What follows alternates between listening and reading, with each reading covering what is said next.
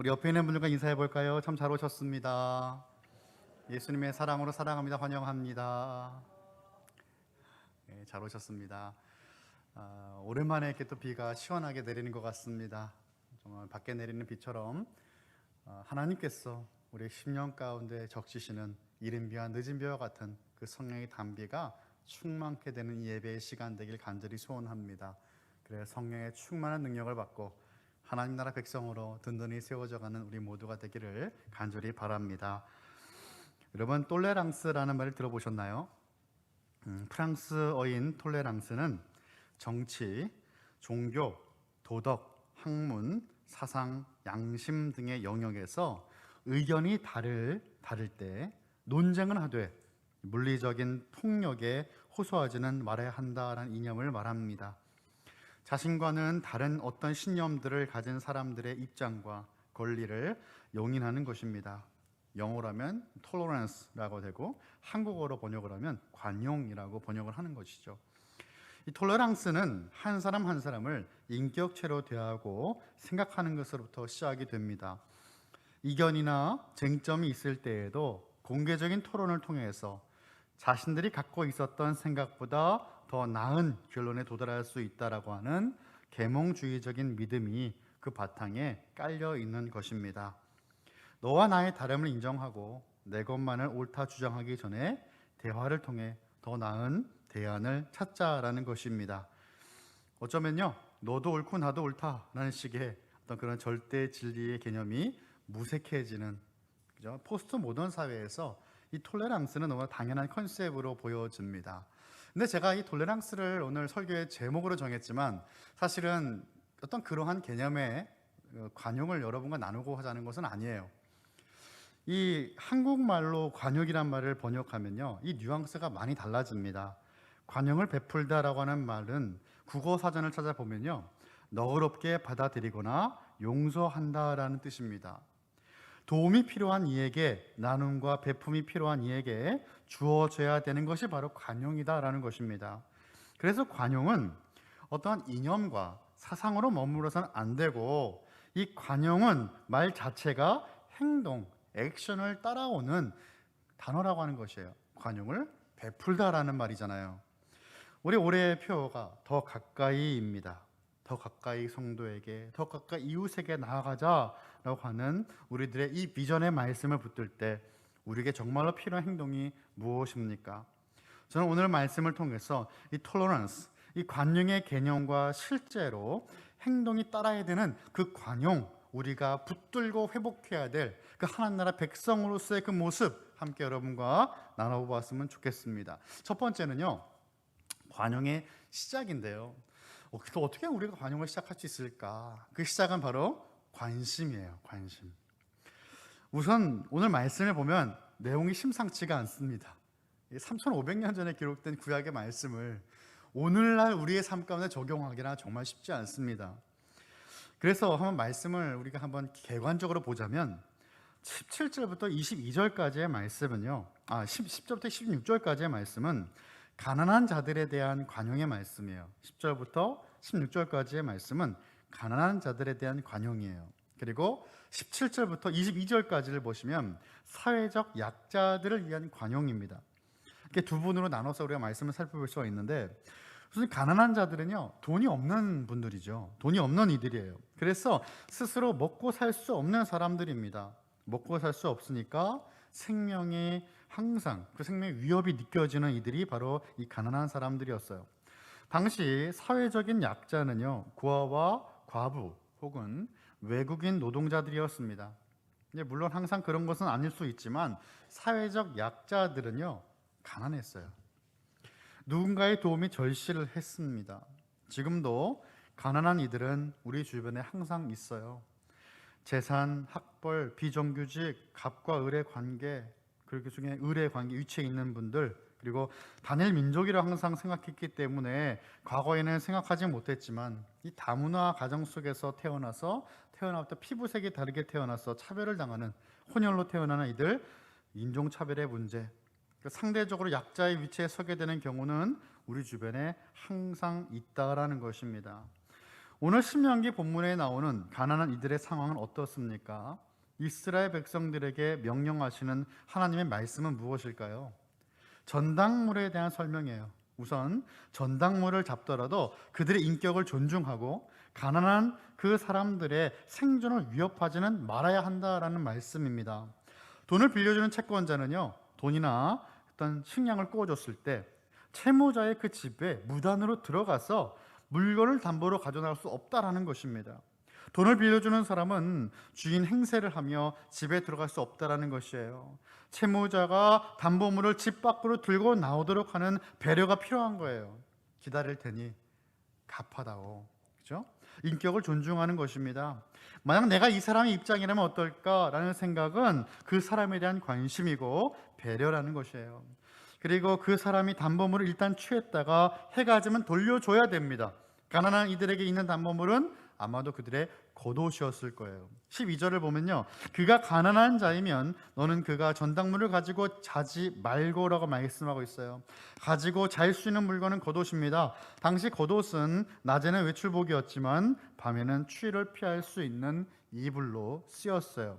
그래서 겉옷은 이 전당물로 잡더라도 해가 지기 전에 반드시 돌려줘야 되는 물건이었습니다. 여벌의 옷이 있을 만큼 넉넉한 사람이 이 옷을 가져간다면 그 사람은 자신이 사용하기 위해 가져간 것이 아니고 자비심이 없기 때문에 가져갔다라는 것입니다. 배려가 없다라는 거예요. 옷이 없는 사람이 추위에 떨든지 말든지 죽든지 상관이 없다라는 것입니다. 추워서 죽을 수도 있을 텐데 말입니다. 그곳은 가난한 사람에게는 유일한 덮을 것이니까 해지기 전에 반드시 돌려줘야만 되었고, 채권자는 다시 아침에 그 옷을 취할 수 있었습니다. 본문에서 말씀하는 겉옷은 생필품을 대표하는 품목이죠. 24장 6절을 보시면요, 오늘 본문은 아니지만 이 맷돌이 또 나와요. 겉옷과 같이 맷돌을 가져가면 생명을 위협하는 일이 되는 거예요. 맷돌이 없으면 음식을 해먹을 수가 없고 그러면 온 가족의 생명이 위태로울 수 있었습니다. 그래서 담보물로는 가져가서는 안 되는 물건이었다라는 거예요. 물론 무겁기도 하지만 이것을 취해버리면 안 된다라는 것이죠. 또 어떤 말씀이 있습니까? 14절에 15절까지인데 14절에서 15절 말씀 우리 한번 같이 읽어볼까요? 시작. 곤궁하고 빈약한 훈구는 너희 형제든지 내 땅 성문 안에 우거하는 객이든지 그를 학대하지 말며 그 품삯을 당일에 주고 해 진 후까지 미루지 말라. 이는 그가 가난함으로 그 품삯을 간절히 바람이라. 그가 너를 여호와께 호소하지 않게 하라. 그렇지 않으면 그것이 내게 죄가 될 것임이라. 아멘. 가난한 노동자를 학대하지 말고 일한 대가는 그날 지불해야 된다라는 것입니다. 우리는 사회 문제를 고발하는 TV 프로그램이나 뉴스에서 이렇게 일한 대가를 지급하지 않는 문제들을 많이 보게 됩니다. 당시 가난한 품꾼의 품삯을 지급을 지연시키면 안 되는 이유가 있었죠. 왜냐하면 가난한 노동자들은 그날 벌어 그 소득으로 양식을 사서 온 가족이 살아가기 때문입니다. 만일 임금 지불이 제대로 이루어지지 않으면 그가 부양하는 온 가족의 생명이 위태로울 수가 있었어요. 14절에 내 땅 성문 안에 우거하는 객이라고 말씀이 되어 있는데 이 사람들은요, 이방 출신의 나그네를 의미합니다. 이민자들이에요. 외국인 노동자입니다. 땅을 소유하지 못한 가난한 품꾼들도 사회적인 약자들이었어요. 당시 땅은 이스라엘 지파들과 민족들에게만 주어진 것이었습니다. 돈을 지불하고 땅을 살 수가 없어요. 그러니까 이들은 계속해서 가난한 품꾼들인 것입니다. 이스라엘 사회에서 땅을 소유하지 못했다라는 것은 자기 생명을 스스로 유지할 수 없는 자라는 것을 의미했어요.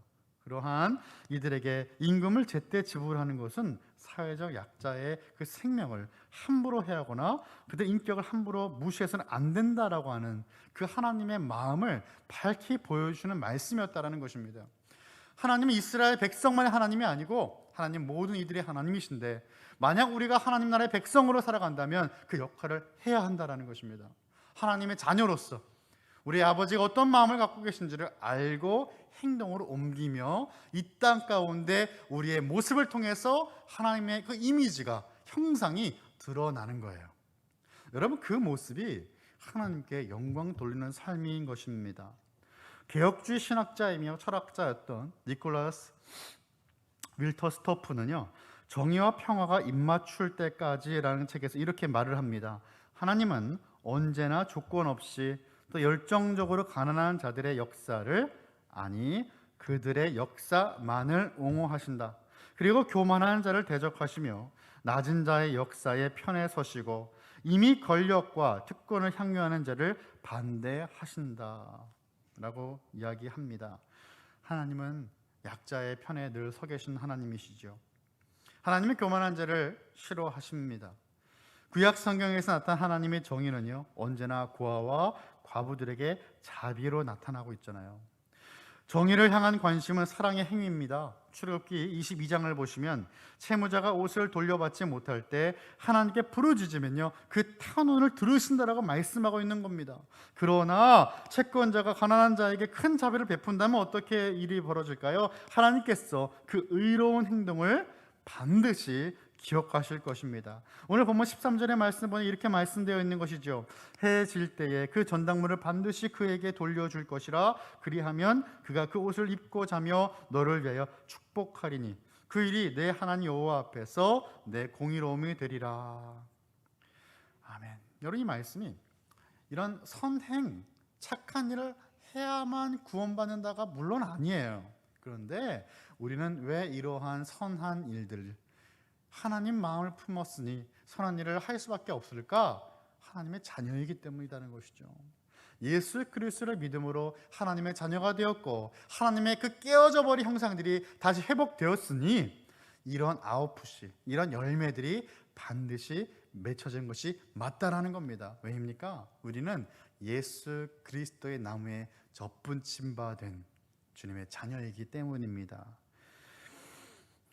그래서 이 말씀에 가난한 자들은 자신의 배려해주는 채권자들을 축복한다라고 하는 메시지입니다. 이러한 약속과 경고는 하나님이 힘 없는 자들의 궁극적인 후견인이 되어주신다라고 하는 그 믿음이 밑바탕에 깔려져 있는 것이죠. 이러한 의미에서 현대교회가 가난한 이들을 구제해야 됨을 잊고 있는 것은 정말로 안타까운 일이에요. 사도행전의 초대교회 때부터 교회는 항상 구제에 힘썼습니다. 하지만 언제부터인가 교회는 자신의 개인 구원만 더 중요해진 것 같고 가난하고 소외된 이웃들을 향한 구제는 특별한 사명이 있는 이들만 감당하게 되는 사역이 되어버렸습니다.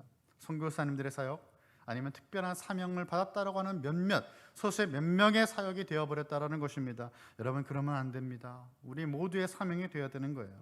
관용의 첫 번째 시작은 바로 관심입니다. 하나님께서 그들의 관심이 있으시니까 우리도 당연하게 관심을 갖는 것이 맞다라는 것입니다. 제가 좋아하는 찬양 중에 아버지 당신의 마음이라고 하는 찬양이 있어요. 찬양을 잘하시는 분들은 이렇게 설교 때 찬양도 하시던데 저는 도저히 못하겠어요. 제가 가사를 읽어드리겠습니다. 가사가 참으로 은혜가 돼요. 아버지 당신의 마음이 있는 곳에 나의 마음이 있기를 원해요. 아버지 당신의 눈물이 고인 곳에 나의 눈물이 고이길 원해요. 아버지 당신이 울고 있는 어두운 땅에 나의 두 발이 향하길 원해요. 나의 마음이 아버지의 마음 알아 내 모든 뜻 아버지의 뜻이 될 수 있기를. 나의 온몸이 아버지의 마음 알아 내 모든 삶 당신의 삶 되기를. 이런 찬양입니다. 하나님께서 관심을 두고 계신 그 영혼들에게, 사람들에게 저와 여러분도 관심을 갖게 되길 간절히 소원합니다. 그래서 하나님의 관용이 우리들을 통해 풍성하게 흘러넘치길 간절히 소원합니다. 두 번째 관용은요, 이 관용의 힘인데요, 관용의 힘은 바로 사랑입니다. 관용의 힘은 사랑이에요. 관용의 원동력이 사랑이라는 것입니다. 첫 시작은 관심이었습니다. 그저 눈이 한번 갔을 뿐이에요. 그런데 시작할 수 있게 만드는 힘은 바로 사랑이에요. 한번 관심을 갖는 것은 쉬울 수 있습니다. 하지만 꾸준히 마음에 품고 사랑하기란 결코 쉽지가 않아요. 우선 선한 사마리아인의 비유를 우리가 기억하는데 한 말씀을 보았으면 좋겠습니다. 누가복음 10장 25절부터 시작되는 말씀을 보시면요, 어떤 율법 교사가 예수님을 시험하려고 질문을 던졌습니다. 선생님, 내가 무엇을 하여야 영생을 얻겠습니까? 영생 얻으리까? 라고 물어보았어요. 그랬더니 예수님은요, 그에게 다시 물어보셨습니다. 어떻게 물어보시냐면, 율법에 무엇이라 기록되었으며 내가 어떻게 읽느냐라고 예수님 물어보셨어요. 그래서 율법 교사는 예수님께 답을 이야기합니다. 내 마음을 다하여 목숨을 다하며 힘을 다하며 뜻을 다하여 주 너의 하나님을 사랑하고 또한 내 이웃을 내 자신같이 사랑하라 하였나이다. 예수님이 이 말씀을 들으시고요, 뭐라고 말씀하셨냐면 그에게 내 대답이 옳도다, 이를 행하라, 그러면 살리라 라고 말씀하셨어요. 만약 이야기가 여기서 끝났다면 선한 사마리아 사람의 이야기가 성경에 없었을 것입니다. 율법 교사는 예수님께 자기를 옳게 보이려고 혹은 예수님을 시험하려고 또 다른 질문을 던졌어요. 그러면 내 이웃이 누구니까? 내가 내 자신같이 사랑해야 될 이웃이 누구입니까? 라는 질문을 던진 거예요. 예수님은 그 질문에 비유로 답을 하셨습니다. 어떤 사람이 예루살렘에서 여리고로 내려가다가 강도를 만났어요. 강도는 그의 옷을 벗기고 모든 것을 빼앗았습니다. 그리고 때렸는데 죽은 것처럼 되어버렸어요. 초죽음 상태가 된 것입니다. 그런데 마침 한 제사장이 그 길을 지나가다가 그를 보았어요. 제사장은 제사를 담당하는 종교 지도자입니다. 어떻게 했을까요? 보고 그냥 지나쳤습니다. 두 번째, 한 레위인도 그 길을 지나가지만 그를 보고 피하여 지나쳤습니다. 하지만 마지막 어떤 사마리아인이 그를 또 보았습니다. 말씀을 보니까 그를 보고 불쌍히 여겼다라고 말씀합니다. 여러분, 이 말씀을 보실 때 항상 중복되거나 반복되는 것에 주의하시기 바랍니다. 세 사람 모두 공통점이 있어요. 모두 보았다라는 거예요. 모두 그를 보았어요. 그런데 마지막 사람은 달랐습니다. 관심은 다 있었지만 마지막 사람은 관심으로 끝내지 아니하고 액션이 따라왔다라는 거예요. 행동으로 옮겼다라는 것입니다. 그를 보고 불쌍히 여겼다라는 거예요. 그를 보고 불쌍히 여긴 사람은 사마리아 사람뿐이었습니다. 그는 다친 사람의 환부에 기름과 포도주를 붓고 싸매어 짐승에 태우고 주막으로 데려갔습니다. 그리고 그냥 떠난 것이 아니라 그를 돌봐주었습니다. 다음 날에 그는 돈을 주며 주막 주인에게 아픈 사람 부탁했어요. 비용이 더 들면 다시 돌아와서 갚겠다고 말을 합니다. 이 사마리아 사람이 강도 만난 이와 무슨 관계가 있습니까? 친구입니까? 가족입니까? 아무런 관계가 아니에요.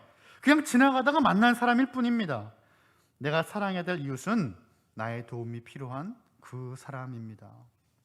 내가 관용을 베풀어야 될 사람은 나의 도움이 필요한 그 한 사람이라는 것이에요. 내가 도움을 줬을 때 나에게 도움을 다시 돌려줄 수 있는 그 사람이 아니라 나의 도움이 필요한 사람은 내가 아니면 도울 수 없는, 나의 도움이 무조건 필요한 죽은 것처럼 누워있는 그 한 사람이라는 것 우리가 기억해야 합니다. 그가 바로 우리의 이웃이에요. 예수님의 선한 사마리아인의 이야기는 이웃을 사랑하는 방법과 더불어 내가 사랑해야 될 이웃이 누구인지를 알려주는 비유의 말씀입니다. 관심은 시작입니다. 그리고 그 다음 사랑으로 관용을 베풀어야 된다는 것이에요. 이 사랑은 사람과 사람 사이 우정이나 애정이 아닙니다. 성경이 말씀하는 사랑은 하늘로부터 내려온 그 내리사랑, 아가페 사랑이죠. 자기를 희생하여 나를 살리신 그 사랑을 경험한 나는 그 사랑으로 누군가를 품을 수 있는 것입니다. 자, 마지막 세 번째 관용은요, 꾸준해야 됩니다라는 거예요. 꾸준해야 됩니다. 나의 부족한 힘으로, 나의 변덕스러운 사랑으로 감당하려 하면 우리는 쉽게 지쳐버릴 것이에요. 그런데 내리사랑, 그 아가페 사랑을 우리가 사랑할 때에 시작뿐 아니라 우리는 계속 지속할 수 있는 힘을 얻게 되어집니다. 그래서 하나님은 이러한 말씀들을 성경에 기록하고 계시죠. 단지 그들이 불쌍해서 내가 조금 여유가 되니까 관용을 베푼다면 여러분 그것은 해도 되고 안 해도 되는 선택이 되는 것입니다. 하지만 하나님은 이걸 선택하라고 말씀하지 않으셨어요. 해라라고 말씀하시는 거예요. Do it. 가난한 이들을 도울 때는 내가 쓸 만큼 다 쓰고 남은 것으로 돕는 값싼 동정을 해서는 안 됩니다. 19절의 말씀 우리 한번 같이 읽어볼까요? 19절입니다. 시작.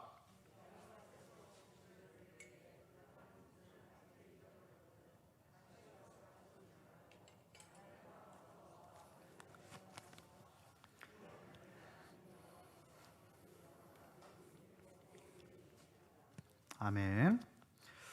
곡식을 수확할 때 아예 처음부터 사회적 약자의 몫을 따로 남겨두라, 그리고 떼어놔야 한다라고 말씀을 하시는 거예요. 말씀에는 주인이 얼마만큼의 곡식과 과일을 남겨둬야 되는지 그 수량은 언급하지 않습니다. 주인의 재량에 맡긴 거예요. 근데 그러면 우리들의 삶을 돌아볼 때 이것이 얼마나 많이 지속이 됩니까?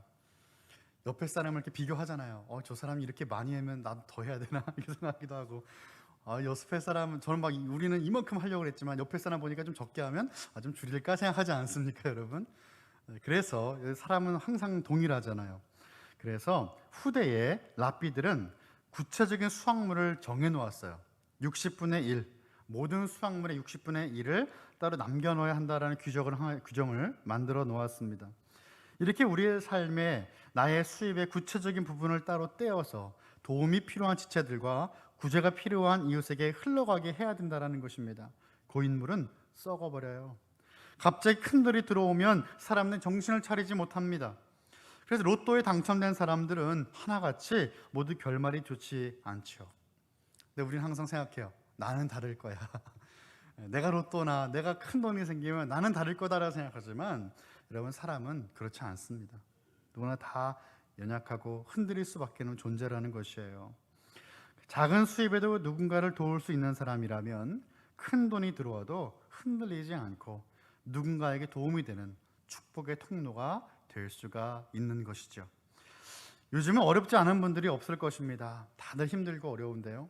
그럼에도 불구하고 아름다운 기부의 손길이 끊이지 않고 있다는 것은 참 세상을 따뜻하게 만들어주는 것 같아요. 몇 분을 제가 소개하기 원하는데, 제가 이제 설교를 준비하면서 과연 어떤 분들이 이런 기부를 하실까 이렇게 찾아봤더니 끝이 없어요. 그것도 이제 이게 그 구글 찾아보면요, 시간을 정해놓을 수 있거든요. 근데 보면 한 달만 찾아봤는데도 엄청나게 많은 분들이 그렇게 기부를 하시더라고요. 김병록 씨라는 분이 있어요. 평생 구두를 닦아서 모은 돈으로 마련한 7억 원 상당의 땅을 파주시에 기증을 하였습니다. 코로나19로 어려움을 겪는 이들을 위해 써달라고 기부한 것이죠. 또한 평생 과일을 팔아 모은 400억 상당의 땅과 건물을 장학금으로 내놓은 90대 노부부도 있었습니다. 김영석 할아버지, 양영애 할머니, 돈 걱정 없이 학생들이 공부했으면 좋겠다라고 하며 장학금을 기쁨으로 전달하였어요. 어려움의 어떤 시간에 있었던 분들은 더욱더 그 자리에 있는 분들을 아주 안타깝고, 그리고 이런 관용을 베풀 수 있는 어떤 그런 위치에 있는 것 같아요. 이 할아버지 할머니가요, 결코 좋은 환경에 태어나신 분이 아니에요. 할아버지는 머슴이셨고요, 그리고 할머니는 어떤 가정의 식모로 오랫동안 계셨다고 그러죠. 참 이런 것을 볼 때 마음에 큰 울림이 있는 것 같아요. 참 너무나 많은 분들이 있는데 참 다 소개할 수는 없고 마지막 한 분을 더 소개하고 싶습니다. 한동대학교의 표어인 배워서 남주자라는 말에 감명을 받고 113억을 기부하신 분이 계세요. 통일이 되면 고향 황해도에 학교와 교회를 짓는 꿈이 있으셨던 고 장응복 박사님은요, 의사로 평생을 사셨습니다. 독실한 기독교인이셨는데 오른손이 하는 것을 왼손이 모르게 하라라는 말씀을 실천하여서 살아계실 때는 기부 사실을 밝히지 말아달라고 말씀하셨다고 하죠. 그런데 지난 주일 3월 6일에 돌아가셨어요. 그리고 이 장 박사님의 기부가 알려지게 된 것입니다. 한동대학교 250명의 학생들이 장학금을 받아왔고 더 많은 학생들이 앞으로도 장학금을 받게 될 겁니다. 기부하시는 모든 분들이 모두 장 박사님처럼 기독교인은 아닐 것입니다. 하지만 수많은 이 분들이 예수님을 믿지 않음에도 평생 모은 재산을 기부했다면 예수님을 믿는 우리들에겐 더 큰 도전이 되는 것입니다. 예수님의 그 복음이 없음에도 이러한 결단과 관용과 자비를 베풀 수 있다면 우리는 무엇을 하고 있는 것입니까? 오늘날 우리가 사용하는 사회복지의 개념은 우리가 묵상하는 하나님의 말씀에서 시작된 것입니다. 기독교의 문화가 뿌리 깊게 내려있는 서방 국가들은 복음을 잊어버렸어요. 복음은 잊고 선행과 인권만 남아 있습니다. 사회복지는 쓰다 남은 재정으로 하는 것이 아니라 미리 예산을 세워서 하는 것입니다. 하나님은 사회 구조적인 약자의 위치에 처한 자들을 그 공동체가 직접 나서서 손을 잡고 돕기를 원하고 계신 거예요. 그렇기 때문에 우리는 하나님 나라의 백성으로 영향력 있는 사람들을 세워낼 수 있고 살아갈 수 있게 되는 것입니다. 이스라엘도 과거 애굽에서 약자의 위치에 있었습니다. 그때 하나님은 연약한 백성들을 긍휼히 여기시고 도와주셨어요. 그것을 기억함으로써 내 눈앞에 있는 그 연약한 이들을 도울 수 있고 세울 수 있었다는 것입니다. 말씀을 마칩니다. 지금은 아닐지라도 우리가 모두 겪었고 우리가 지나온 힘들고 어려운 시간들을 지금 지나고 있는 다음 세대들을 우리는 품어야 되겠습니다. 지난 1년 그리고 특히 겨울 우리 칼빈 대학교가 쉽지 않은 시간들을 보내고 있고 앞으로도 기도가 참 많이 필요합니다. 이제 우리 칼빈 교회 제가 부임했을 때 2번이나 장학금 전달식을 가졌어요. 이제 3월 또 4월 저희가 학교에 장학금은 전달식을 갖게 될 텐데요. 제가 작년에 꼭 해보고 싶은 것이 있었어요. 근데 올해는 좀 해봤으면 좋겠는데 우리가 장로님 몇 분만 학교에 가서 장학금을 전달하는 것이 아니라 우리 교회가 기도로 학교로 후원하고 정말 특별한 어떤 헌금의 그 주간을 만들고 우리가 마음을 담아서 전달했으면 좋겠다는 생각이 들어요. 물론 우리 교회의 그 예산이 이미 책정이 되어 있습니다. 여러분들의 헌금이 또 우리 칼빈 대학의 발전 기금으로 전달이 되지만 기도하는 마음으로 적은 액수라도 함께 우리가 마음을 모았으면 좋겠다는 생각이 들어요. 그래서 우리 장로님들과 3월에 한번 또 우리 정기 당회할 때 제가 좀 말씀을 좀 드리고 싶은데 여러분 기도하는 마음으로 학교를 물론 우리가 새벽마다 기도하지만 특히 우리 눈에 보이는 우리 학교 함께 우리가 기도하는 이 칼빈 교회를 세운 우리 학교 여러분 꼭 신경 써주시고 또 후원에 동참한 우리 모두가 되었으면 좋겠습니다. 함께 안타까워하며 함께 같은 마음으로 기도해야 되겠습니다. 그리고 이제는 가난하고 소외되며 사랑이 필요하고 관용이 베풀어야 할 그 이웃들에게 우리들이 먼저 나아가 손을 잡기를 원합니다. 그렇게 주님께 쓰임받고 사용되어지는 아름다운 축복의 통로가 되는 저와 여러분 우리 모든 칼빈교회 성도들이 다 되시기를 예수 그리스도 이름으로 간절히 축원합니다. 기도하겠습니다.